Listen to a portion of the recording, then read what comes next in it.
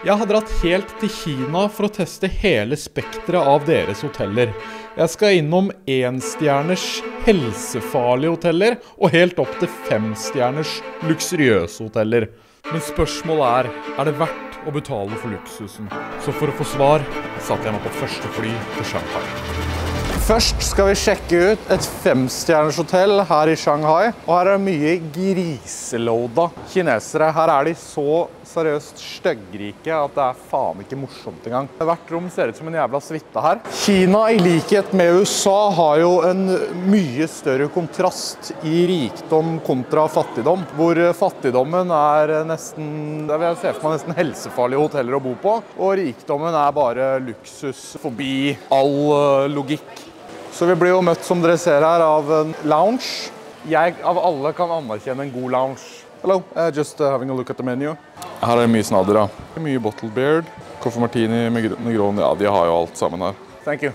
I'll come back here later tonight. La oss opp og sjekke rommet vi har fått. Jeg er jo et såkalt elite member. Jeg har allerede forhåndssjekket inn, sånn at vi skulle spare litt tid, og betjeningen var veldig hyggelig. Rommet vårt er 218 i enden av gangen her. Feit dobbeltseng, feit flatskjerm. Sjekker minibar, pils à la Heineken og From China to the World, The Master Brewery. Jeg har ikke rukket å vurdere det kinesiske brygg. Ganske decent. Strategisk posisjonering på senga hvor du kan ligge og se kinesisk TV. Her har vi roomservicen. Eat now.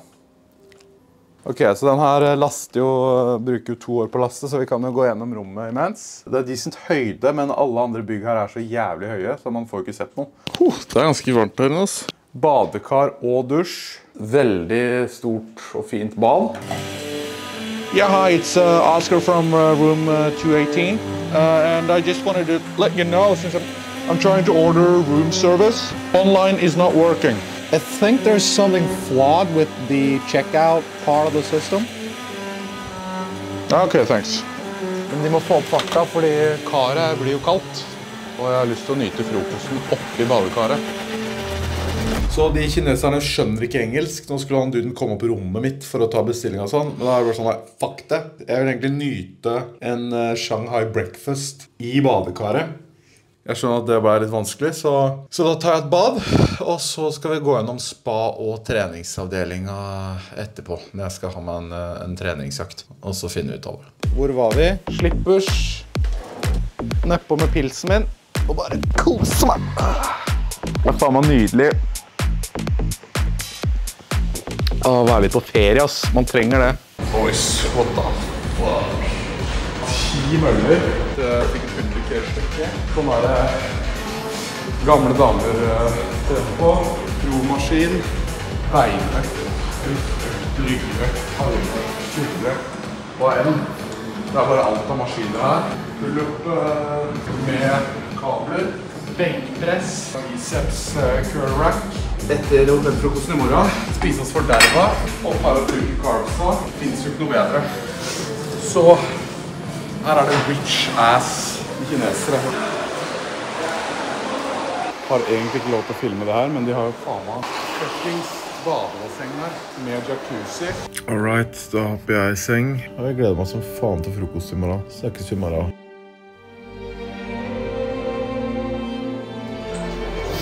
Ok, jeg kommer på frokosten her, og de har en todelt frokost. Det er en kinesisk side. Og så er det en vestlig side. De forbinder vestlig mat med veldig mye bakevarer. Kaffemaskiner. Her er cold oats. Nesten som salatbaren på meny. Oi, teegg. Så det er egg marinert i sojasaus. Vanlig kokte egg. Vanlig dobbeltsidig stekte egg. Ensidig stekte egg. Kyllingpølser. Bacon. Så ganske mye utlag. Lite kjøtt da.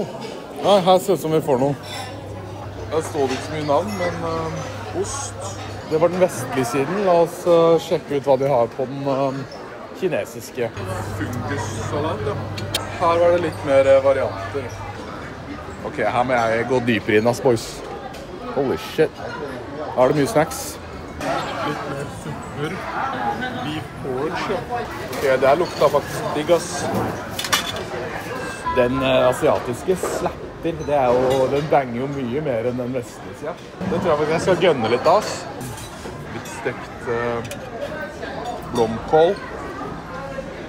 Litt nudler og vårruller. Det er mye snadder her, altså. Etter et større asiatisk festmåltid satte jeg meg i taxien og vendte snuta mot neste hotell. Nå skal vi ned fra 5 til 3 stjerner, og neste hotellet vi skal besøke heter Yi.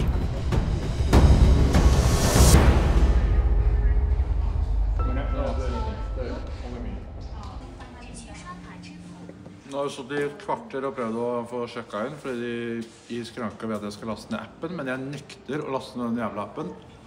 Nå snakker jeg med sjefen på bakrommet, og mens jeg gjør det, så skal jeg prøve å spise alle kjeksa de har her.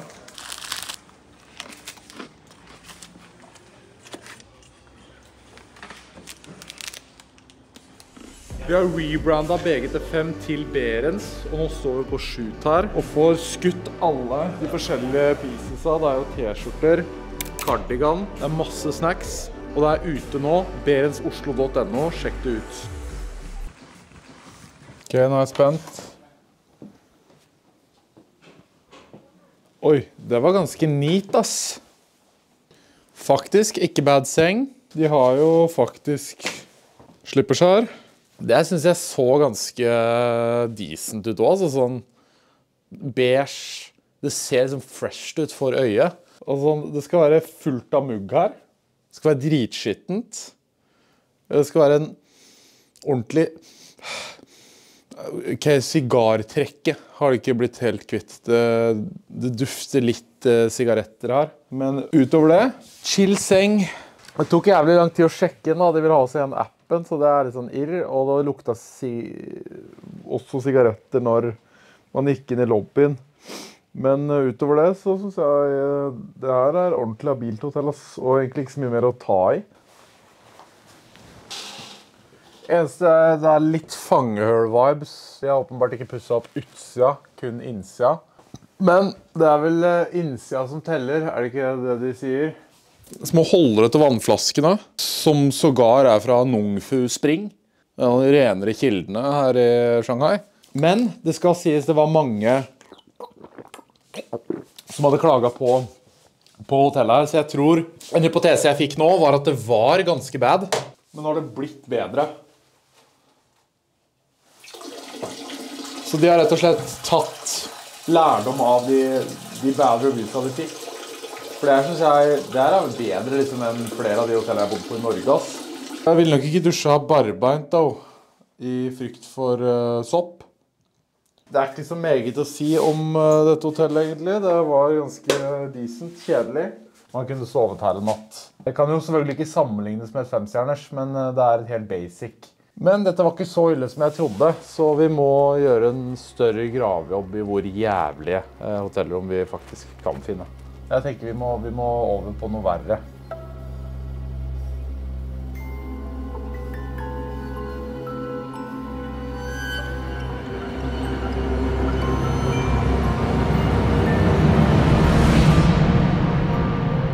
Vi er et av de verste strøka i hele Shanghai. Her er det sånn at hvis du ser på en dude feil, så klapper han cheeksa dine. Og vi skal finne et hotell eller hostel, jeg vet ikke. Det er i hvert fall helt ass reviews.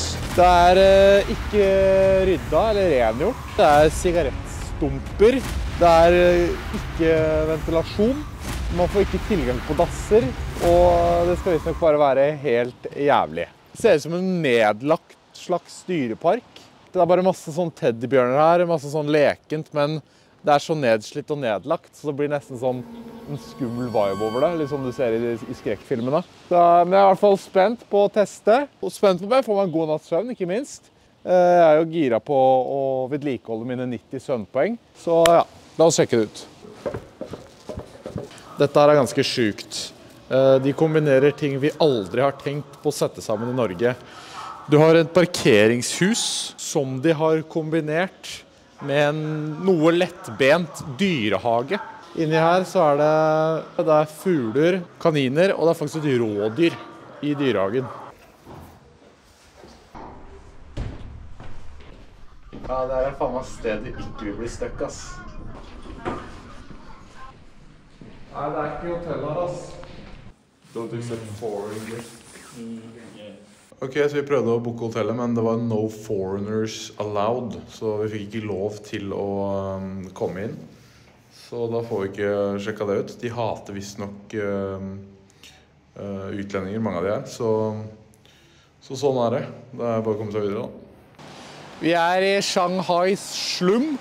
Jeg skal teste en 1,6-stjerners rated hotell, men det er lagt inn flere 5-stjerners reviews som er fake, som jeg tipper hotellet har lagt inn selv. Så det er nok mer i realiteten 1,2-1,3 stjerners.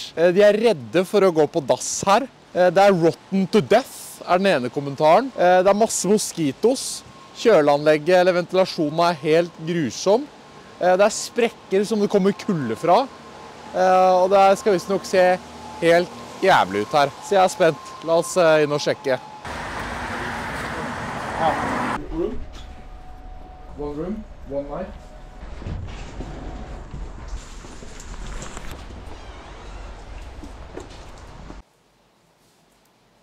Da har vi kommet oss inn til rommet. En litt sånn generell review da.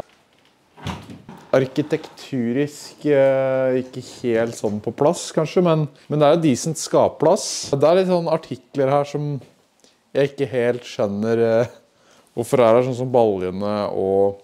Det er jo ikke dass her da, på rommet. Det er en fellesdass der ute som vi skal teste, men guess hvis det kniper til, så er vel baljene til nødløsning.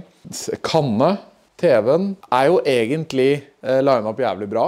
Du har nok puter, men problemet er jo bare at den funker jo ikke. Ellers så er det jo sofa, mye flekker på putene her. Det kan være det gjemmer seg en liten minibar her inne. Fy faen, jeg tenker sånn, hvis det bare piler en rotte ut her nå. Utover det så har jo folk klaget på lufta. Jeg synes han som skrev den reviewen har vært litt negativ, ass. Isolasjonen her er en dog noe annet å ta de på, for det er bikkjekaldt her inne, ass. Jeg vet ikke hvordan jeg har fått det til, men det er kaldere her inne enn ute. Det er sprekker i gulvet som det kommer kulde fra. Hun leste kanskje den reviewen fordi hun har prøvd å fikse det med teip. It's rotten to death. Det er det jo da. Veggene her og... Teip løser liksom det meste her. Men det virker som folk bokstavelig talt har gått på veggen. For det er sånn, jeg ser for meg det er de som havner på isolasjon i fengsel. Liksom folk har blitt gærne her inne. Og bare... Dette er en fortjent 1-stjerners. For dette her er trist, ass, at noen... Og det her er ikke de fattigste engang, Bokus sånn her, de som er på gata, de er liksom takknemlige for det her. Vi hjemme klager liksom fordi vi får feil melk i kaffen. En annen review sa var at det er så skummelt, fordi dassen, du må gjennom sånn, det ser ut som en sånn bakgate. Faktisk, dere ser jo standard her. Dette er nesten bare trist, ass. I Norge så kan man liksom disse for at det er rotter og... Men her er liksom sånn... Dette kostet literally under 100 spenn natta. Jeg tenkte å pisse da. Her har jeg en renne. En takrenne som jeg pisser i.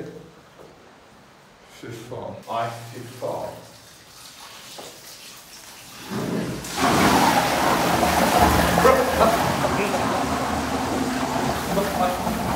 Her sertifiseres 1-stjerners i Norge som 5-stjerners. Den dassen den er bad, ass.